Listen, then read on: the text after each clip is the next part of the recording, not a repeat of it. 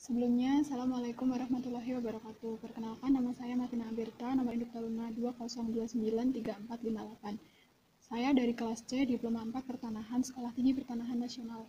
Izinkan saya untuk mempresentasikan ulasan singkat mengenai buku yang berjudul Ngandangan Kontemporer Implikasi Sosial dan Reform Lokal.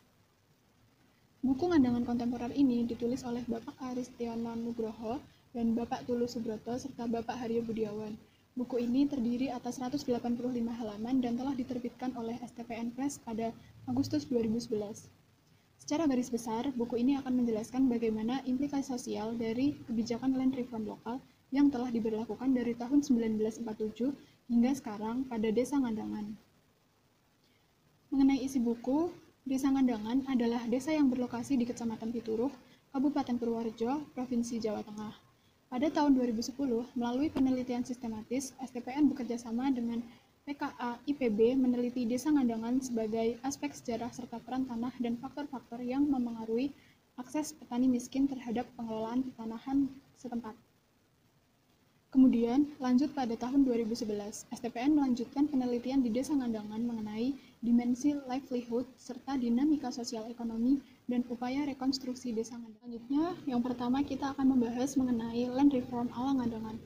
Kondisi masyarakat Desa Ngandangan saat ini merupakan jasa besar dari peran Sumo Tirto, yaitu kepala desa pada tahun 1947 sampai 1964. Beliau dikenal dengan kebijakan land reform lokal ala Ngandangan, di mana pada saat itu Sumo Tirto telah mengambil tanah darat atau lading atau juga sering disebut dengan tagelan. Yaitu tagelan milik Sinten Wadanakusumo Mangunharjo Besali, seluas 11 hektar yang ditelantarkan oleh yang bersangkutan. Kemudian tanah tersebut dibagi dengan 1 hektar diberikan kepada desa Kapiteran dan 10 hektar dibagikan kepada Desa Ngandangan untuk digarap, yang mana tanah ini kemudian disebut dengan tanah Sinten. Land reform ala Ngandangan dicirikan oleh adanya kulian. Apa itu kulian? Yaitu orang yang memiliki 1 kuli atau 300 ubin, di mana 1 ubin seluas 14 meter persegi. Di mana kebijakan yang diterapkan ialah bagi petani kulian yang memiliki lahan seluas 300 ubin atau lebih, akan diambil hak garapnya seluas 90 ubin oleh pemerintah desa, untuk diberikan kepada petani desa yang tidak memiliki tanah atau biasa disebut buruh kulian. Di mana hasil garapnya akan diperuntukkan bagi buruh kulian yang menggarap. Namun, sisa 210 ubin lahan petani kuli atau pemilik itu bisa disewakan juga dengan sistem bagi hasil dengan penggarapnya. Pada masa jabatan Sumo Tirto, setiap petani yang tidak memiliki lahan akan mendapatkan 45 ubin tiap keluarga, sehingga setiap tanah milik petani kulian bisa diberikan hak garapnya kepada 2 keluarga petani tunakisma. Kemudian, land reform ala Ngandangan merupakan sesuatu yang unik. Pada umumnya, dalam kebijakan land reform akan lebih mengusahakan bahwa penggarapan tanah dilakukan oleh pemilik tanah itu sendiri, serta jika tanah akan digarap orang lain, maka hak atas kepemilikannya juga dilimpahkan pada penggarapnya. Namun, beda halnya dengan land reform ala Ngandangan ini, di mana sesuai yang telah disebutkan, demi kesejahteraan dan mengatasi ketimpangan sosial ekonomi masyarakat, kebijakan ini diusahakan pada penggarapan tanah yang dilakukan oleh buruh kulian atau petani yang tidak memiliki lahan. Selain itu, dalam kepemilikannya tetap berada di tangan pemilik tanah atau petani kulian. Hanya saja, sebagian tanahnya dapat digarap oleh orang lain tanpa batas waktu yang ditentukan. Kebijakan land reform ala Ngandangan ini pun berperan juga dalam variasi corak livelihood masyarakat Desa Ngandangan. Livelihood ialah cara yang digunakan untuk mendapatkan uang sebagai pemenuhan kebutuhan hidup. Livelihood berkaitan dengan 3 hal, yaitu yang pertama, job atau pekerjaan sebagai rutinitas atau tatanan untuk menghasilkan uang. Dan yang kedua, karir adalah pekerjaan yang dilakukan dalam jangka yang relatif panjang yang memberikan kesempatan seseorang untuk meningkatkan level ekonominya. Kemudian yang terakhir yaitu profession atau profesi, ialah tipe kerja yang membutuhkan pelatihan atau pendidikan khusus. Pada kebijakan land reform ala Ngandangan ini telah mencakup 3 hal penting terkait livelihood, di mana konsepnya sama, yaitu merujuk pada kesetaraan status sosial masyarakat dan peningkatan pada aspek sosial ekonomi setempat. Kemudian, pada sejak 1947 ditetapkannya kebijakan land reform ala Ngandangan ini telah diupayakan agar memenuhi serta dapat berkontribusi dalam penerapan 4 prinsip pertanahan. Dalam konteks Negara Kesatuan Republik Indonesia, prinsip-prinsip yang dimaksud yaitu: pertama, kesejahteraan masyarakat; kedua, keadilan pemanfaatan, penggunaan, penguasaan, dan pemilikan tanah; ketiga, keberlanjutan sistem; dan 4, tatanan kehidupan bersama yang harmonis. Kemudian, pembahasan yang kedua yaitu memahami livelihood. Ada 3 dimensi utama yang berkaitan dengan livelihood di Desa Ngandangan, yaitu dimensi hukum, dimensi sosial, dan dimensi keuangan. Berdasarkan keterkaitan ketiga dimensi utama tersebut dengan keadaan budaya desa Ngandangan, livelihood yang dibangun akan berbasis pada kategori kuliah atau buruh kuliah, yang mana hal ini merupakan implikasi dari adanya kebijakan land reform ala Ngandangan yang telah diberlakukan. Selain mata pencaharian di bidang pertanian, ada pula banyak masyarakat yang lain memiliki kreasi pekerjaan yang contohnya non-pertanian, namun ada keterkaitan dengan pertanian seperti penyewaan traktor dan pembuatan tempe. Ada pula golongan pekerjaan yang non-agraria dan tidak keterkaitan sama sekali dengan bidang pertanian, yaitu pegawai negeri sipil, pensiunan PNS, pengusahaan penyewaan non-pertanian, pedagang, maupun perantau. Berdasarkan konteks dimensi sosial, terdapat 3 hal penting yang menjadi bagian dari sistem yang menentukan livelihood masyarakat desa, yaitu pertama ialah infrastruktur sosial, seperti setting kelembagaan dan tatanan normal sosial yang berlaku. Kedua, struktur sosial, seperti setting lapisan sosial, struktur agraria, struktur demografi, dan pengetahuan lokal. Ketiga, suprastruktur sosial, seperti setting ideologi dan sistem nilai yang berlaku. Pada konteks dimensi keuangan, livelihood berkaitan dengan penggunaan tanah suatu desa bagi desa Ngandangan yang didominasi gabungan antara tegalan dan sawah 57%, maka dengan sisa 44% sebagai lahan pemukiman tetap memegang peran penting bagi strategi livelihood di desa Ngandangan. Penggunaan tanah pemukiman dapat mendorong adanya pertumbuhan aktivitas non-pertanian atau non-farm, seperti industri rumah tangga, perdagangan, dan usaha jasa kecil. Sementara itu, penggunaan tanah sawah 27% dan tegalan 30% memberikan peluang akses besar untuk aktivitas pertanian. Istilah farm sangat familiar pada keterkaitannya dengan kebijakan land reform ala Ngandangan ini. Farm memiliki arti luas dalam arti pertanian, dan memiliki istilah-istilah turunan seperti on-farm, off-farm, dan non-farm. Secara garis besarnya saja, on-farm digunakan untuk membahas hal-hal yang dilakukan di atas tanah pertanian, sedangkan off-farm digunakan untuk membahas hal-hal yang dilakukan di luar tanah pertanian namun masih memiliki keterkaitan dengan aktivitas pertanian. Kemudian yang terakhir yaitu non-farm digunakan untuk membahas hal-hal yang di luar pertanian dan tidak ada kaitannya dengan tanah pertanian. Livelihood di desa Ngandangan dapat terbagi dalam 3 hal, yaitu strategi on-farm, strategi off-farm, dan strategi non-farm. Kemudian mari kita kupas satu persatu dari 3 strategi yang telah kita sebutkan tadi. Yang pertama, strategi on-farm. Fenomena penyerahan hak garap kulian atas tanah 90 ubin kepada 2 kepala keluarga merupakan upaya untuk menjaga eksistensi sawah dalam interaksinya dengan ketegalan, pemukiman, dan pekarangan. Selain itu, fenomena ini juga menimbulkan hukum adat bagi masyarakat, yaitu terbebasnya kulian atau pemilik lahan dari ronda malam dan kewajiban kerikan, serta terbangunnya harmoni sosial antar masyarakat sekitar. Namun, dalam setiap kebijakan pasti tetap ada hambatan atau gangguan dalam prosesnya. Banyak pihak yang beranggapan bahwa kebijakan land reform ala Ngandangan merupakan tekanan oleh pihak yang berkuasa, sehingga pada waktu itu masyarakat Ngandangan mengira bahwa Sumatirto merupakan seolah-olah penguasa tunggal, maka konflik di desa Ngandangan pun lambat laun membesar. Banyak tantangan di mana-mana. Meskipun demikian, tetap harus diakui adanya konsep peluruhan empati dan apresiasi atas suatu kebijakan. Dalam kata lain, setiap tindakan yang luar biasa akan terlihat menjadi biasa saja seiring dengan berjalannya waktu. Selanjutnya, kita membahas mengenai strategi off-farm. Pada strategi off-farm, permisalan yang dibahas ialah bawon dan tebasan. Keduanya bekerja sebagai penebas ketika masa panen berlangsung, sehingga terjadi suatu kompetisi sosial. Pada desa Ngandangan, ada bawon dan tebasan yang dari dalam atau luar desa. Lalu, apakah perbedaan bawon dan tebasan? Perbedaan keduanya berada di upah, di mana bawon akan mendapatkan upah sebesar 1 kg gabah basah jika ia telah mendapatkan 6 kg gabah basah.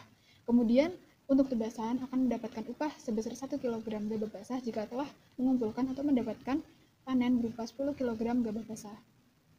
Memang, dilihat dari segi kepraktisan, biaya lebih efisien jika memperkerjakan tebasan daripada bawon, sehingga lambat laun pun bawon kurang diminati oleh masyarakat setempat.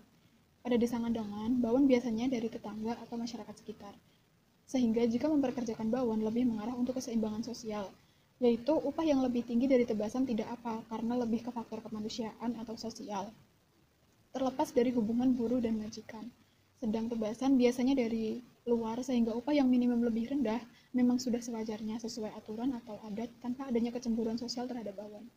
Dengan begitu, reward dan punishment juga terlihat pada hasil dari keseimbangan sosial dan keharmonisan baik terhadap masyarakat luar atau setempat.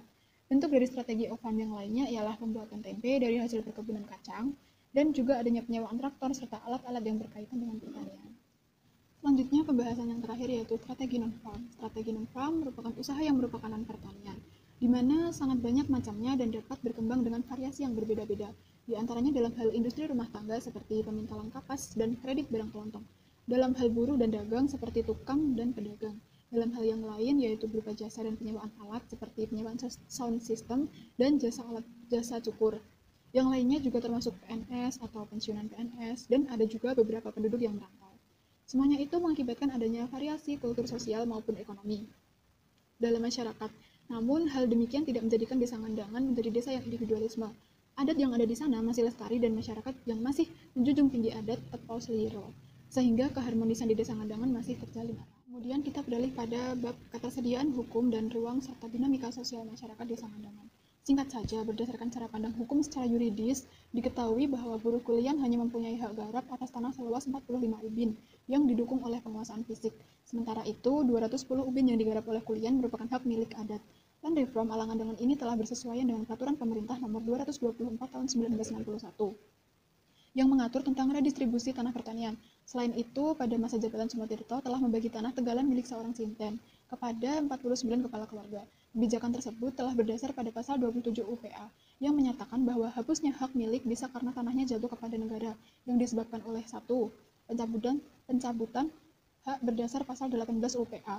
Kedua, penyerahan dengan sukarela oleh pemiliknya. Ketiga, ditelantarkan. Keempat, tanahnya musnah. Dengan adanya Land Reform Alangandangan memang dapat memunculkan berbagai konflik, namun adanya perbaikan kebijakan yang dibawa hingga masa kini sehingga menjadi regulasi desa Ngandangan. Misalnya, perubahan pada yang awalnya dulu pajak tanah garapan merupakan tanggung jawab kulian atau pemilik tanah, sekarang menjadi sepenuhnya tanggung jawab penggarap, termasuk kegiatan karakerik atau kerja bakti. Sehingga adanya timbal balik yang sesuai akan menciptakan suatu keseimbangan yang harmonis. Contoh kasusnya, seorang kulian memberikan 90 ubin tanahnya untuk digarap orang lain dan hasilnya dikelola oleh penggarap sepenuhnya. Namun, bagi pemilik lahan akan bebas pajak tanah garapan. Begitu pula bagi buruh kulian akan mendapatkan kuasa fisik tanah sepenuhnya dengan syarat membayarkan pajaknya. Selain itu, dari 3 strategi livelihood yang disebutkan sebelumnya, berdampak pada variasi mata pencaharian desa, sehingga dapat membuka lapangan pekerjaan lebih banyak dan bermacam-macam.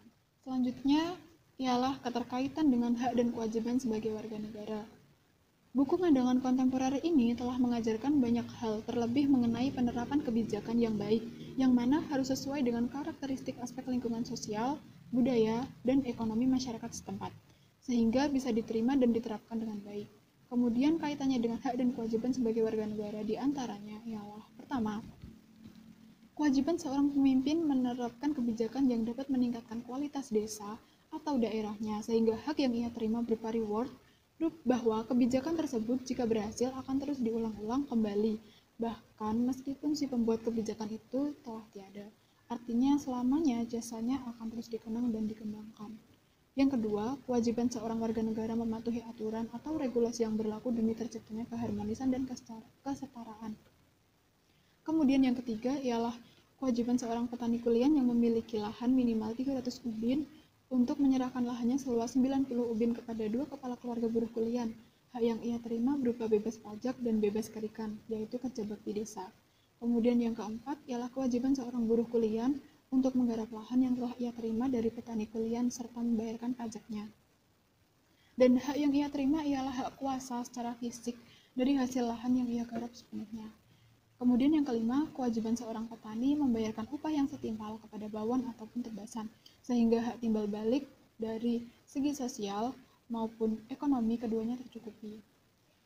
Hak untuk seluruh masyarakat desa memilih jalannya masing-masing berdasarkan pembagian kelompok livelihood yang berupa 3 strategi untuk mencari mata pencaharian sesuai kemampuannya dan dapat digunakan untuk memenuhi kebutuhan hidupnya. Kemudian yang terakhir ialah kewajiban para aparatur desa untuk menyediakan fasilitas sarana dan prasarana agar masyarakat desa juga bisa menjalankan kewajibannya dengan baik, serta dapat menggunakan haknya dengan bijak. Baik, berikut tadi merupakan ulasan singkat mengenai buku Ngandangan kontemporer yang telah mengajarkan banyak hal kepada para pembacanya, bahwa dalam membuat kebijakan harus juga mempertimbangkan dampak keharmonisan dan kestabilan sosial. Adanya social trust atau kepercayaan sosial itu penting untuk mengurangi adanya konflik internal yang mengancam terpecah belahnya masyarakat. Sekian presentasi yang dapat saya sampaikan. Mohon maaf bila banyak kata-kata yang kurang berkenan. Semoga video singkat ini dapat menambah wawasan kita semua. Wassalamualaikum warahmatullahi wabarakatuh.